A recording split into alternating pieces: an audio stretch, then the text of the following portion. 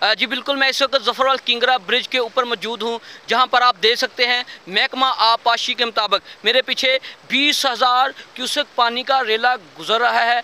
अगर बात की जाए गुंजाइश की तो यहाँ पर 25 से 30,000 पानी का रेला गुजरने की है। अगर बात की जाए सरहदी गाँव की, तो सरहदी गाँव के साथ 3 से 4 गाँव ऐसे हैं जहाँ पर हर साल पानी बंद ना होने की वजह से आ जाता है।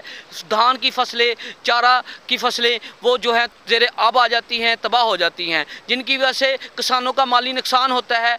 अगर बात की जाए किसानों की, तो किसानों का कहना है कि फौरी तौर पर वहाँ पर फास्टी बंद बनाया जाए ताकि हमारी जो हर साल फसलें तबाह हो जाती हैं उनसे बचा जा सके। यहाँ पर अगर फ्लड रिलीफ कैंप की बात की जाए तो फ्लड रिलीफ कैंप भी लगा दिया गया है। अगर रेस्क्यू की टीमों की बात की जाए तो वो भी यहाँ पर पहुँच चुकी हैं। और किसानों का मज़ीद कहना यहाँ पे है कि इस वक्त दयोली के मुकाम पर जो है खेतों में पानी दाखिल हो चुका है।